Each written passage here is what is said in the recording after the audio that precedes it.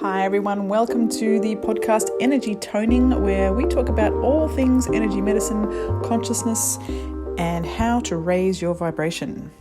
My name is Liz, and today I want to talk about the science behind exercise and depression prevention and treatment, because I've always instinctively felt that exercise is a good option for preventing depression and also treating depression. And therefore is also really important for raising your personal vibration, making you feel good. And I just happened to come across this article in my inbox, my email inbox, and it just talked about a body of existing research that exercise is effective therapy for depression and may work as well as other treatments, including antidepressant medications. And being a yoga instructor and a fitness instructor, exercise is near and dear to my heart. But even I struggle with the motivation to always be doing enough of it. And majority of the population, I would say, struggles with getting enough exercise. But it's just one of those things that if we don't do, especially the older we get, our body is just going to break down more and more and more. And so we're going to age much more quickly. So let's get into the science of this, so it's just not all theory and personal experience. There was recently an article published in the August 2019 issue of Current Sports Medicine Reports by Dr. Schuch. I think that's Schuch. I'm assuming German, but maybe not. And he says that the reduction in risk for depression is around 20% when exercise therapy is incorporated. And although a lot of scientists and researchers are still trying to understand how exercise exerts its positive effect on mood and mental health, they think that it's likely that multiple mechanisms are at play. So the article says, for instance, exercise is thought to increase serotonin, which is our one of our feel-good hormones, and a neurotransmitter linked with feelings of happiness.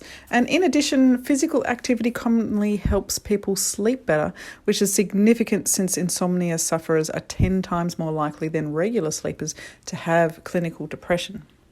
Another study led by Dr. Jacob Meyer, who's assistant professor of kinesiology and director of the Wellbeing and Exercise Laboratory at Iowa State University, the researchers there noted a new link that after exercising, their subjects showed an increase in endocannabinoids, which is cannabis-like molecules made by the body, as well as a boost in mood.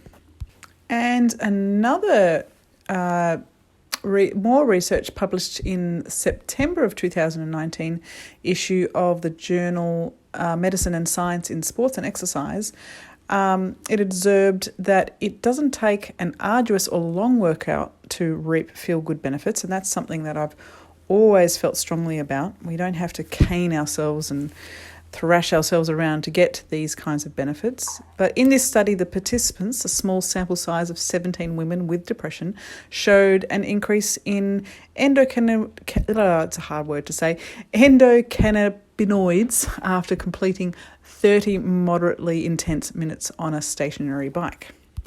And finally, in a study published in the September 2007 issue of Psychosomatic Medicine, researchers assigned more than 200 adults diagnosed with major depressive disorder to either exercise, such as home-based or supervised in a group, or antidepressants or a placebo pill. And after 4 months, 45% of those doing supervised exercise, 40% of those doing home-based exercise, and 47% of those taking medication experienced remission, meaning that they no longer met the criteria for depression.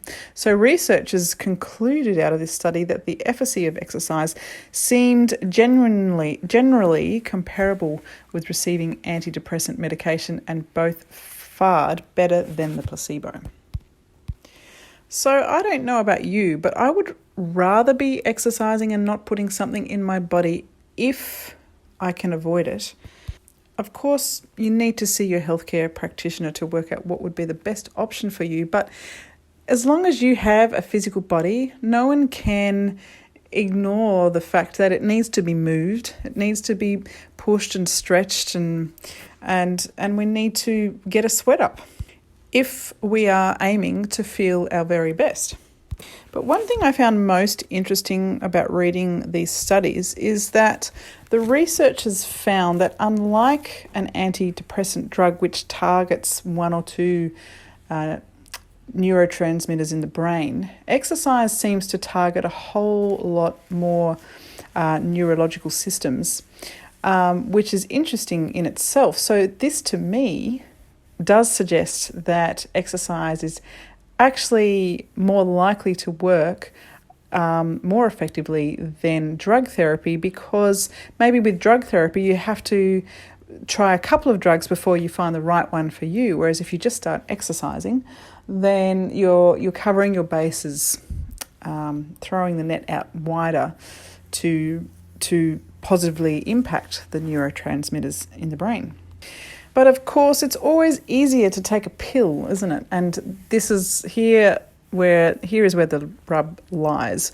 How do we motivate ourselves, especially if we're in a state of depression, to go and exercise? Because sometimes even getting out of the house or getting dressed can be one of the hardest things for people who are suffering depression. Well, my first tip for this would be to find a group of like-minded people. Maybe you could jump on Facebook and look for people in groups, support groups for depression, or groups that are combining exercise with depression therapy, and see if you can maybe form a group of your own where you all hold each other accountable. Another tip would be, if you can afford it, go see a personal trainer. And don't just go to any old personal trainer. Find a trainer who has a little bit more of a holistic approach to exercise than someone who just wants to smash you in the gym every week. There is a qualification, if you can find a trainer that is trained in the pull check method, that would be very ideal, because the check method is much more holistic than other qualified professionals. And if you really struggle getting out of the house, hire a treadmill so you can just walk and be in your own space, and maybe just watch something on your phone that's inspiring to you, or listen to an inspiring podcast, just to keep your mind occupied and busy while you're moving your body.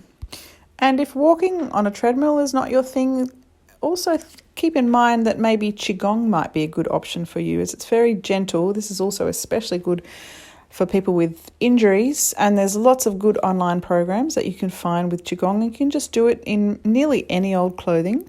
And not only does it have the benefits of moving your body and stretching your body and being aware of your breath, but it also has more relaxation benefits, which can be very helpful for people with depression.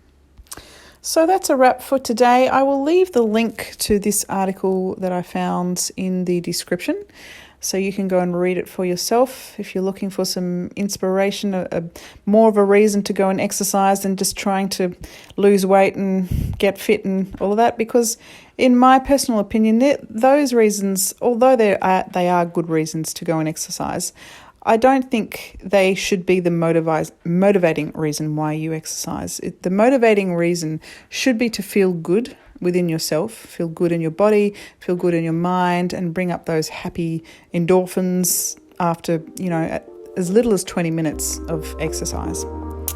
So feel free to comment below, send me a message if you like, if you've got any comments or questions, and have a great day.